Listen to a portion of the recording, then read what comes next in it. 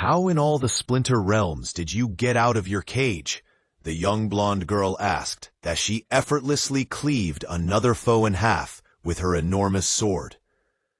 "Nothing can hold us for long, child," the hulking creature answered, "for we are Venom."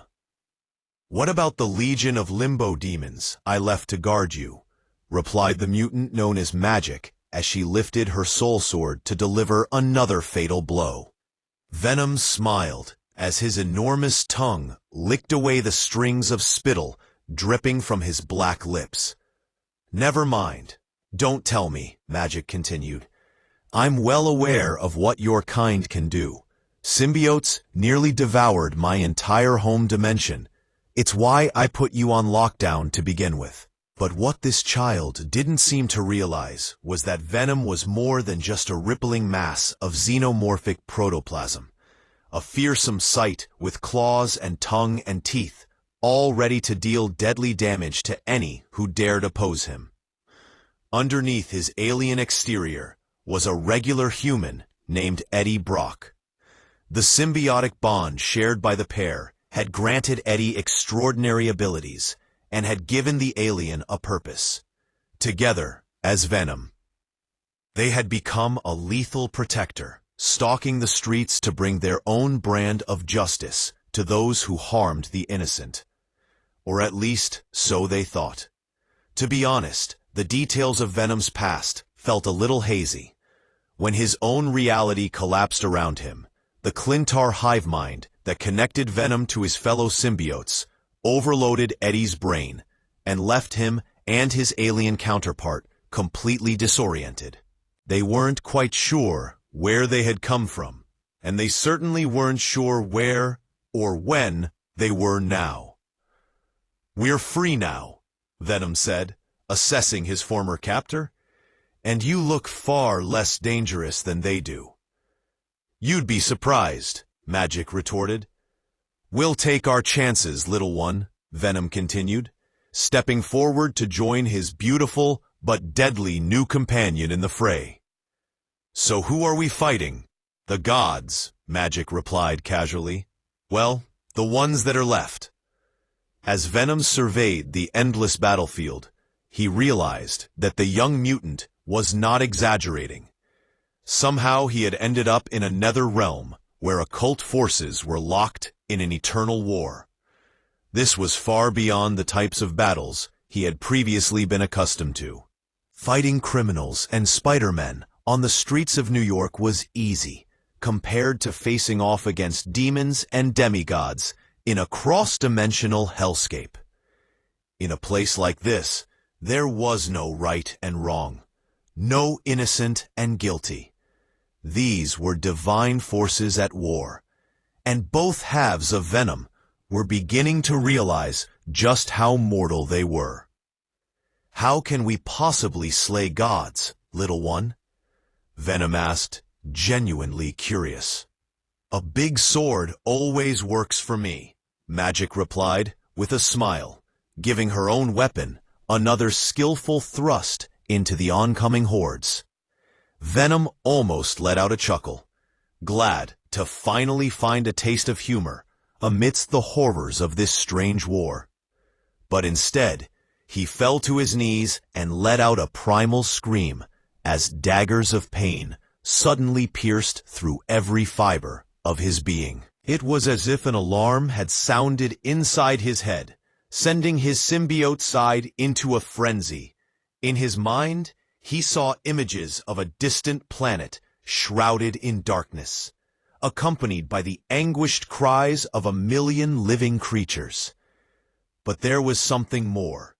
Something was alive deep inside the world itself. Someone whose presence felt as cold as the void of space. And they were desperate to find a way out. "What just happened?" Magic asked, offering a hand to help Venom to his feet. "The hive mind," Venom said, slowly recovering his senses. "It's a group consciousness, a kind of network that allows symbiotes to communicate. And they just sent us one hell of a message." "What did it say?" Magic asked, hiding her fear of what the answer might be. "They want us to come home to their planet," Venom responded. "They want us to slay Null before he can slay us all." "Knull?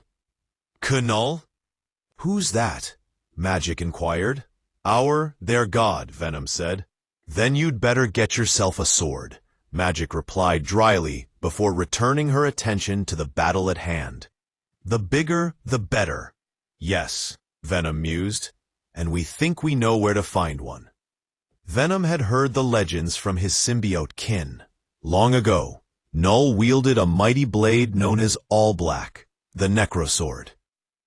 It was said that he had once used the weapon to strike down a Celestial, one of the oldest and most powerful cosmic entities in the known universe. Stories claim that Null triumphed, but that the Necrosword was lost in the fray. Lost, but perhaps not gone forever. If the sword was still out there somewhere, Venom knew he had to find it. But he was more skilled at swinging through dark alleys than surfing the spaceways. So, how do we get to the other side of the galaxy before all of reality is consumed by darkness? Venom asked, not expecting Magic to have an answer. "Easy," she responded, her eyes beginning to sparkle with energy. "Just show me where you want to go." Venom reached out to the young girl, allowing a small portion of his symbiote half to slither on to her bare skin. As the alien entity formed a new bond with Magic, it instinctively tapped into her mutant ability to open interdimensional portals. In the blink of an eye, a doorway across the cosmos had opened in front of them. As Venom stepped through the portal and into the unknown, he turned and waved to Magic. "Thank you, madam," he uttered. She nodded back knowingly, before returning her attention to her arcane enemies. Both warriors had impossible battles ahead, yet they were well aware that they had no choice but to keep fighting for as long as it took to claim victory. As relieved as he was to leave the war-torn netherworld behind, Venom had no time to celebrate his escape. Everything was being drowned out by the collective fear coursing through the symbiote hive mind. If Null were to return, he would not rest until all that was left was endless oblivion. The King in Black was determined to rule once more, and his first act would be to erase all life in the universe. Venom could not let that happen. When Venom emerged from Magic's gateway, he found himself standing upon the towering remains of a slaughtered Celestial, adrift in the void. He could sense a darkness on its colossal corpse, similar to the sensation he felt when the hive mind revealed Knull's presence on their homeworld.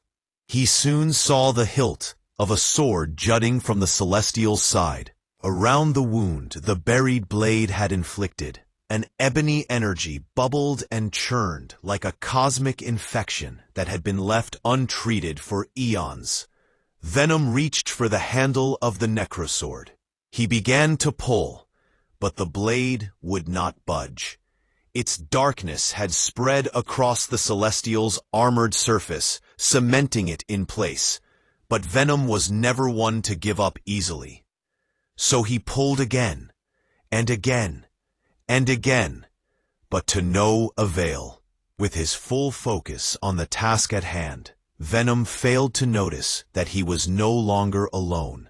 Some sort of cosmic cocoon, a mysterious vessel with an even more mysterious passenger, had drifted close to the Celestial remains. And little did Venom realize that the man slumbering inside this protective shell had just awoken what was left of the fallen Celestial's consciousness. As Venom gave the hilt of All Black one last mighty pull, the Celestial let out a psionic scream, not from the physical pain of the blade impaled in its side, but rather from the mental anguish it was experiencing as it communed with its other cosmic companion. But the reason behind the Celestial's screech did not matter to Venom. All that he cared about were the end results. Knocked back by the Celestial's violent outburst of posthumous pain, Venom was sent tumbling aimlessly through space. As he plummeted through the void, he watched as All Black, now awoken from its slumber, buried itself deeper into the Celestial until it disappeared from view. He would have to find his way back to it with aid, perhaps from his new mystic ally, if he could survive crash landing into the planet that he was swiftly approaching, that is. Bracing himself, Venom feared he was about to leave behind nothing more than an impact crater as his legacy.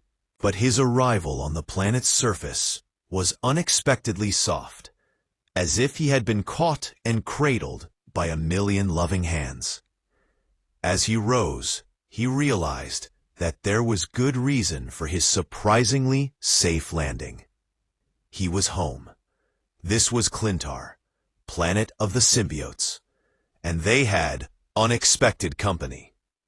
Nearby, Venom saw an unusual object, the very same cosmic cocoon that he had failed to notice during his time at the Celestial Remains.